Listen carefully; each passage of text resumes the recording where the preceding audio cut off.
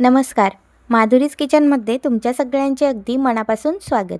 हे बघा, आला ना मस्त बाजारात मिळते त्यासारखाच पावभाजीचा कलर, स्ट्रेक्चर, अगदी थिकपणा, अगदी गाड्यावर मिळते त्याच पद्धतीने चविष्ट अशी पावभाजी आज आपण बनवणार आहोत. घरी तर आपण नेहमी पावभाजी बनवतो, पण गाड्यावर मिळते तशी पावभाजी होत नाही. पण आज जर तुम्ही या सोप्या पद्धतीने पावभाजी बनवली तर गाड्यावर मिळते तीच टेस्ट येईल. चला तर मग आता पावभाजी बनवूया. पावभाजी बनवण्यासाठी शिमला मिरची, फ्लॉवर, बीट, टोमॅटो, त्यानंतर आपण बटाटा घेतला, वाटाणा घेतला 1 वाटी. त्यानंतर त्यामध्ये आपण गाजरसुद्धा टाकून घेतलं. सगळं बारीक चिरून घ्यायचं आणि बीटची सालवरची काढून घ्यायची. त्यानंतर कुकर तापायला ठेवला, 2 छोटे बटरचे क्यूब टाकले, तेलसुद्धा टाकलं, लसूण सालून घेतला तो यामध्ये टाकून घेतला. 1 चमचा जिरा टाकायचं आणि त्यानंतर लांबसर असा कांदा चिरून घेतला, तोसुद्धा टाकून घ्यायचा. कांदा आपल्याला लालसर होऊस्तर परतून घ्यायचा आहे, थोडासा लालसर करायचा. त्यानंतर मसाले ॲड करूया. 1 ते 1.5 चमचा लाल तिखट टाकलं. त्यानंतर 2 मोठे चमचे पावभाजी मसालासुद्धा टाकून घेतला. 1 चमचा धनेपूड टाकले, अर्धा चमचा हळद टाकून घेतली. सगळं आपल्याला छान असं तेलामध्ये परतून घ्यायचं आहे. मसाल्याला तेल सुटलं की लगेचच यामध्ये आता आपल्याला भाज्या ॲड करायच्या आहे. मस्त छान मसाला फ्राय झाला. आता भाज्या टाकूया. भाज्या जाडसर ठेवायच्या, जास्त बारीकसुद्धा करायची गरज नाही. सगळ्या भाज्या आपल्याला यामध्ये टाकून घ्यायच्या आहेत. भाज्या टाकून झाल्या की आपल्याला छान असं संपूर्ण मसाल्यामध्ये भाज्या एकजीव करून घ्यायच्या आहेत. छान अशा एकजीव झाल्या की त्यामध्ये आता आपण पुढील साहित्य टाकूया. यामध्ये आता आपल्याला अद्रक असं वरूनच किसून घ्यायचं आहे आणि जो 1 वाटी वाटाणा साईडला केला होता तो सुद्धा टाकून घ्यायचा आहे. अद्रक छान किसून घ्यायचं. जेवढं अद्रक टाकणार तेवढी पावभाजी टेस्टी लागते. त्यानंतर यामध्ये चवीपुरता मीठसुद्धा आता आपणच आत्ताच टाकून घेणार आहोत. नंतर यामध्ये काहीही टाकायची गरज पडत नाही. कुकरमध्येच भाजी बनवली, संपूर्ण भाजी अशा पद्धतीने बनवली तर अगदी टेस्टी लागते. आता आपण यामध्ये 1 ते 1.5 ग्लास पाणी घालणार आहोत.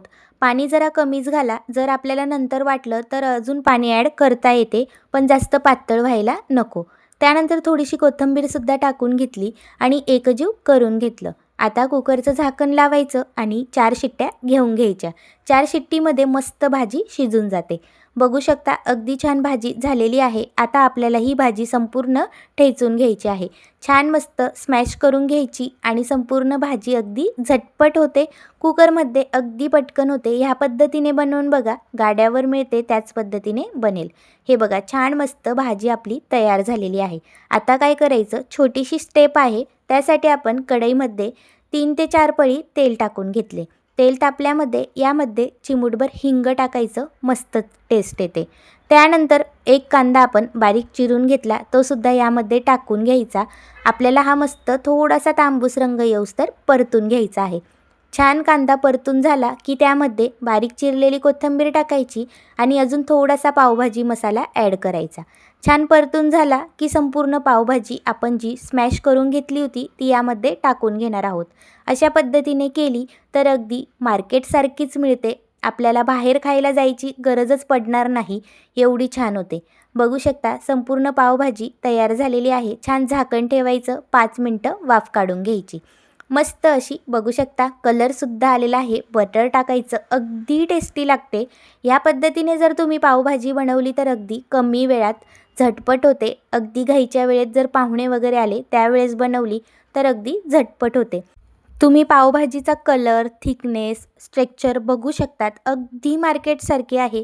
ही एवढी सोपी पद्धत आहे. घाईच्या वेळेत पटकन होणारी रेसिपी आहे. झटपट करा आणि पटकन खा. बघू शकता मस्त पावसुद्धा दोन्ही साईडने बटर लावून भाजून घेतले. अगदी टेस्टी पावभाजी झालेली आहे. मार्केटसारखाच कलरसुद्धा आहे. अगदी परफेक्ट रेसिपी आहे.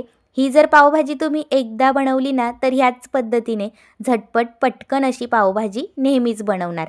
अगदी बाजारात जायची गरजच काय, घरीच बनवा आणि घरीच खा.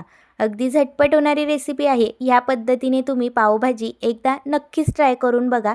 सगळ्यांना एवढी आवडेल की नेहमीच तुम्ही हीच पद्धत वापरणार.